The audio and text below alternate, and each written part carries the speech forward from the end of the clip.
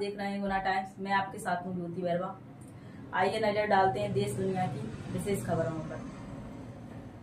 निडर खबरें देखने के लिए चैनल को सब्सक्राइब करें। शुक्रवार 21 मार्च को सुबह 8 बजे एक चौंकाने वाली घटना घटी, जब जलगांव तालुका के भादली गांव में मामूली विवाद पर 36 वर्षीय पूर्व उप सरपंच की धारदार हथियार से सीने में वार कर बेरहमी से हत्या कर दी गई। इस घटना के बाद जिला राजकीय मेडिकल कॉलेज में परिजनों की भीड़ लग गई। मृतक युवक का नाम युवराज सोपान कोली, उम्र 35, निवासी कनासवाड़ा, जलगांव है।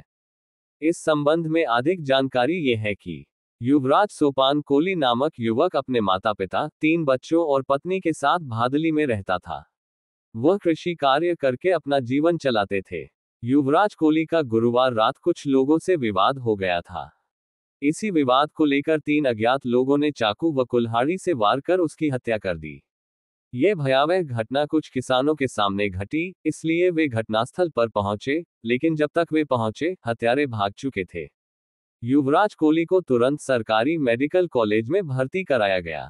इस दौरान चिकित्सा अधिकारी ने उसकी जांच की और उसे मृत घोषित कर दिया। इस समय जिला राजकीय मेडिकल कॉलेज में बड़ी संख्या में परिजन एकत्रित हो गए थे और रो रोकर बुरा हाल था। ग्रामीणों ने बताया कि मृतक शिंदे समाज का पूर्व उप सरपंच था।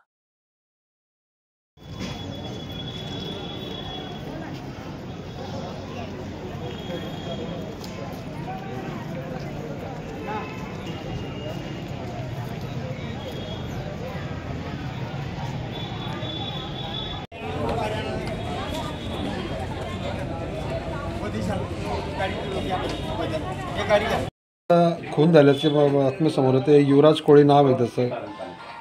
हे शिवसेनेचा एक उपसरपंच आणि सध्याचा तो ग्रामपंचायतचा सदस्य होता आणि सकाळी 8 वाजता त्याचे खून झाल्याची माहिती मला मिळालेली आहे।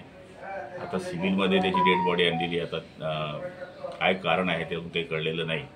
आता ते मी तिथे गेल्यानंतर माझ्या लक्षात येईल की काय कारण आहे, पण झालेली घटना फार वाईट आहे। आरोपींना शिक्षेची मागणी केली जाते, परिवाराच्या वतीने आक्रोश केला जातोय की कठोर शिक्षा व्हायला पाहिजे, कारण सगळ्या अनेकांच्या समोर हत्या केली दिसतो। आता 8 वाजता सकाळी ती हत्या शेताच्या इथे झालेली आहे। मूळ कारण काय अजून काही ते लक्षात आलेलं नाही। आता गेल्यानंतर लक्षात येईल। सध्या दिशा सालियान प्रकरण जोरात गाजत आहे। उद्धव ठाकरे म्हणतायत खोट्याचं नाटक कराल तर बुमरँग होईल। हे बघा, आता ते प्रकरण तपासात आहे, त्याच्यामुळे मला तरी असं वाटतं की तपासामध्ये जे होईल ते होईल। ते असं म्हटले की ठाण्याचा भ्रष्टाचार काढला, नागपुरात दंगल झाली। मला त्याच्यातलं काही एक माहीत नाही आहे। 5 वर्षापासून हे प्रकरण चालू आहे आणि मला तरी असं वाटतं की तपासामध्ये जे व्हायचं असेल ते होईल, पण मला असं वाटतं की जुनं ते प्रकरण आहे, त्याच्यामध्ये तपासामध्ये आणि कोर्टामध्ये असल्यामुळे आपण बोलणं उचित नाही। भाऊ, जळगाव जिल्हा हा सोनं कापूस याच्याने ओळखला जातो, पण मात्र गेल्या 1 वर्षाचा जर अंदाज घेतला तर शेतकऱ्यांची आत्महत्या देशामध्ये सर्वात जास्त जळगाव जिल्ह्यात झालेली आहे आणि या 2 महिन्यात जर बघितलं तर 40 शेतकऱ्यांची आत्महत्या झालेली आहे। आपण कसं पाहता?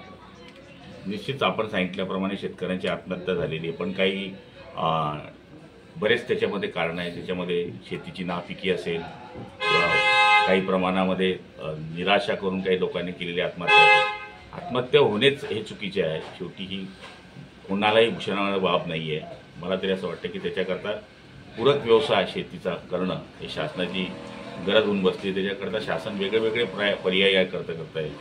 दुय्यम शेती किंवा बचत गटांना प्रोत्साहन, म्हणजे कुटुंबामध्ये एका माणसावर जर अवलंबून राहिलं तर परिस्थिती किती वाईट होते हे शेतकऱ्यालाच माहिती आहे। त्यामुळे मला तरी असं वाटतं की फक्त जळगाव जिल्हाच नाही तर महाराष्ट्राकरता किंवा देशाकरता पूरक काहीतरी व्यवसाय केल्याशिवाय